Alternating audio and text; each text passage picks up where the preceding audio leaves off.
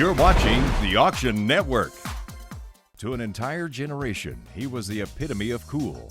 Peter Fonda, the actor, writer, and producer of Easy Rider. Welcome to the Auction Network's coverage of the Heritage Auction Gallery's Music and Entertainment Auction. This auction wrote the book when it comes to the sale of items associated with Captain America.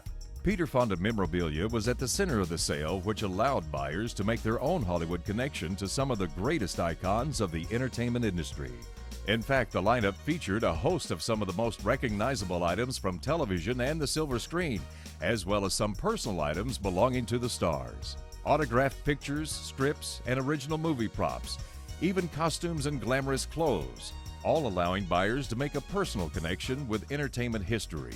It's a complete tie-in with their favorite icon, with their favorite legend. It's something that they wore, and especially if it was seen in a particular movie, it's as good as it gets. John Wayne's custom-made cowboy hat. Now 5,000, now 5,500, 55 to 6,000, 6,500, 7,000, now 7,500. John Wayne's cowboy hat, 7,500, now 8,000. Good, 85. 85, now 9,000, looking for 9. 9,000 on this phone, now 95 to you. 92.50, 95, now 10,000 anywhere else. Got 95 here, looking for 10. Any more bids?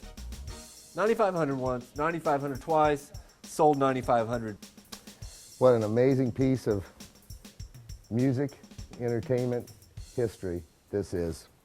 Maurice Jarre, one of the great composers of all time, specializing in film music.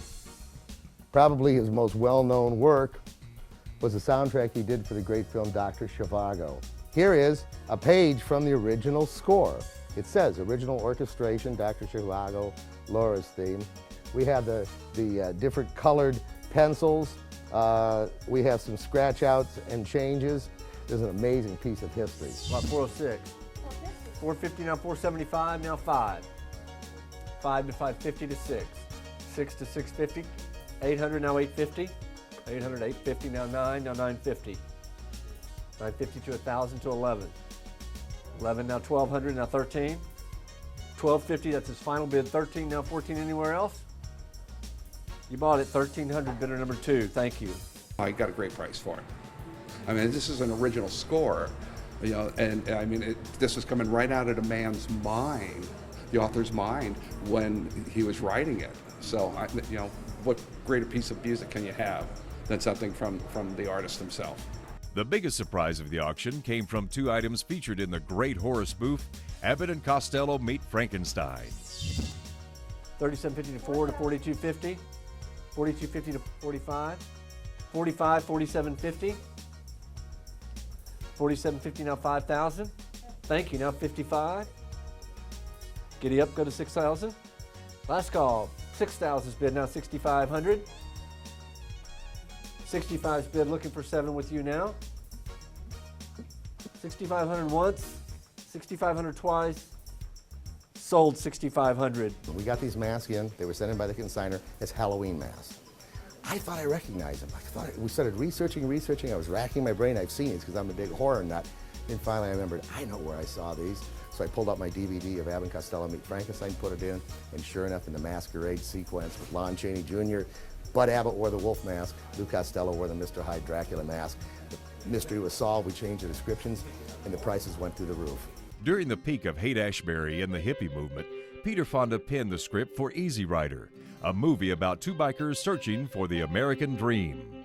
We had all this opportunity in this country and we've blown it. That was in 1968. Somebody says, well, you know, that licensing, what did you mean by we blew it? I said, what do you think?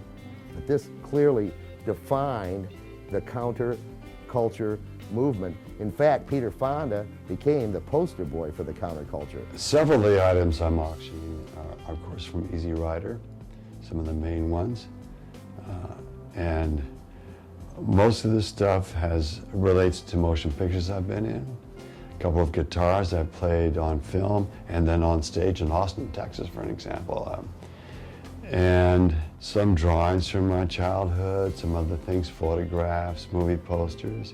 And I'm buying a boat. I'm going to go back to open ocean sailing, which I love very much, and I can't hang this stuff on the walls of a boat. I actually bid on one of the lots in the sale. It wasn't in today's session, but I bid on the photograph that's going to be sold tonight in the Peter Fonda material.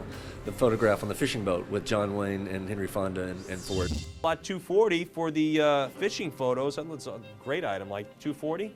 260. 260 now to 280. 260 to 280. 280 half now to 3. 300 now to 3 1/4. 3 1/4 now to a half. Now to 75. 375 to 4. 4 now to 4 1/4. 400 I have with Janet. We'll do it at 400.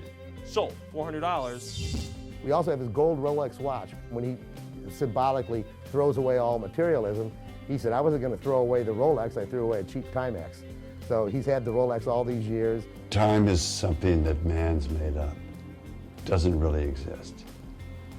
And yet we divide our time, our days, our lives into time slots. Because we need to know where before they had watches or even sand clocks or any of that stuff, the sun came up, sun went down. That's what it was.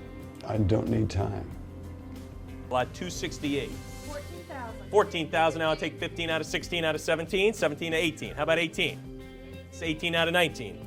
18, 19 over here first. Now I need 20. 20 grand I have with Danita. 22 now to you. 22 now to 24. 4. Now I need 26. 26 to 28. 28 I have. Now to 30 G's. Anyone at 30, fair warning. Going once, going twice, sold. $28,000. Thank you very much. Coming up, I do my life my way, and I'm lucky I can do that. Peter Fonda talks about his music, the making of Easy Rider, and why he's selling some of his personal memorabilia at auction.